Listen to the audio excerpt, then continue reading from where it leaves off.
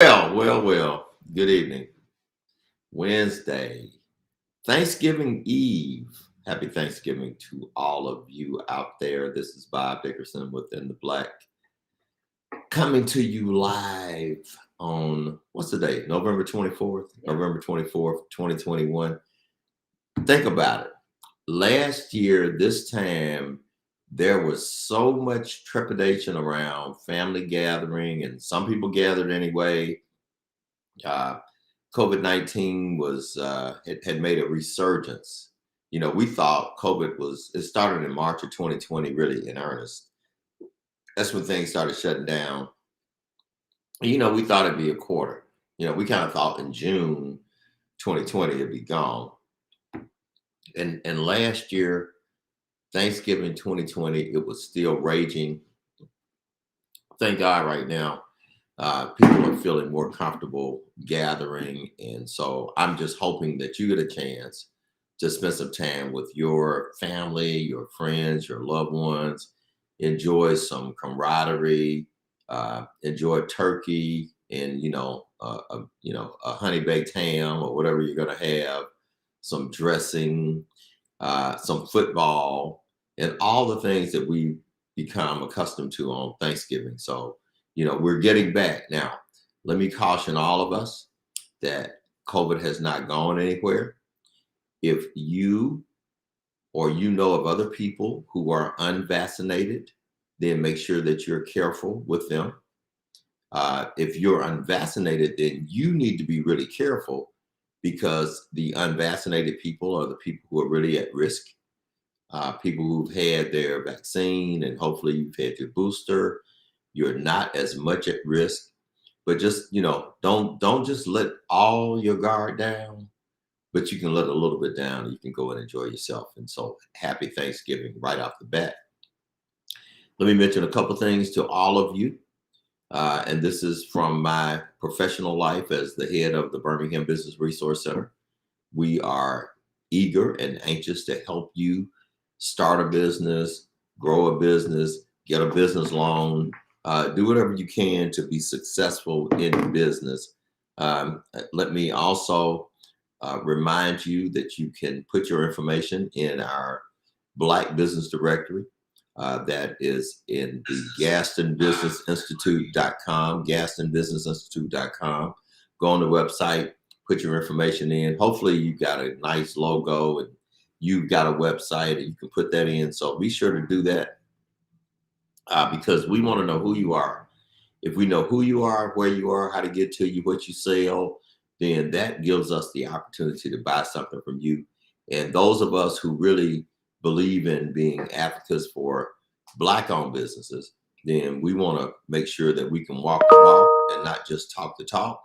And so we want to make sure that we know how to trade with you, how to buy stuff from you, how to make that happen. So anyway, I just want to make that clear to you. Let me also mention to you that if you need small business financing, if you need a loan, we want to help you. Now, some people have said that if I can't help you, you can't be, well, I don't want to get into all that. But one of the things that I do want to say, and I do honestly and earnestly believe this and know this, and I want you to know it, that I will go out of my way to make sure it happens for you. I will go out of my way to make sure that you get the financing that you need. And I've done it long enough, I think, to know if you qualify. And so, if you do, then I know that I'm able to help you and I'm certainly willing to help you. So let's make sure that you keep that in mind and that you know that. So a couple of things I really want to talk about. Today was a special day, and I know you may have seen that shadow walking around in the window. You may have seen the shadow walking around. Well, you just saw it again. Anyway, it's just there's mysterious stuff happening here. But today was a day that was really, really special. Really, really special from a legal standpoint. I played golf today. I was on a golf course. And while on the golf course, I was able to, and this is the amazing thing about where we are now.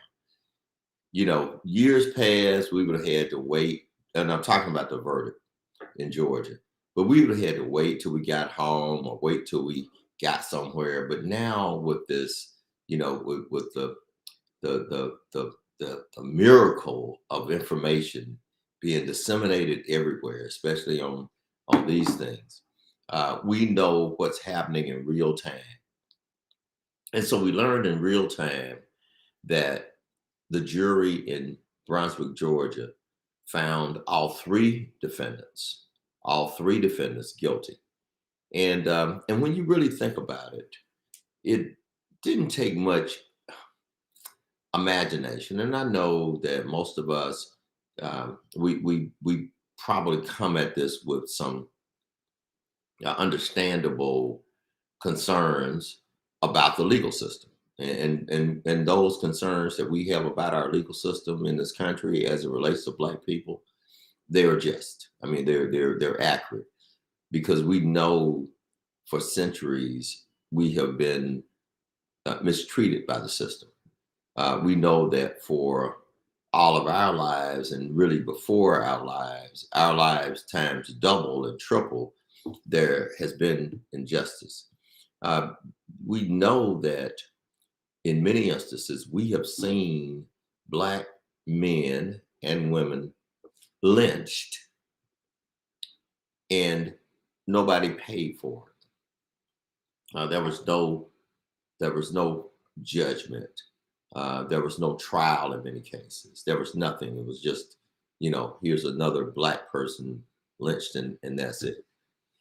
And so while none of us should be happy, and I'll tell you why we shouldn't be happy. Number one, we shouldn't be happy because Ahmaud Arbery is no longer around. And regardless of what those people thought, it wasn't up to them to take his life. Apparently, Ahmaud was running or jogging or walking, and his crime was being a Black man in the wrong community. If he walked into a house that was under construction and nobody saw him take anything, and based on the videos that we saw, if he took something, it was a pebble, because it had to be tucked away in his pockets. He certainly wasn't carrying anything in his hands. And so for those men to pass judgment on him, number one, was so wrong and so egregious. And then to carry out that judgment that he had done something wrong. And what he had done wrong was be a Black man in the wrong place at the wrong time.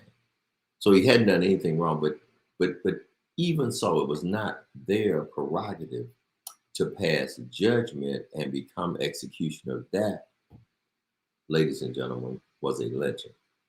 And so and I won't say for once, because I want to try to be as accurate as I possibly can. So I won't say for once, but this is a rare instance where the criminal justice system seemed to work to protect Black lives.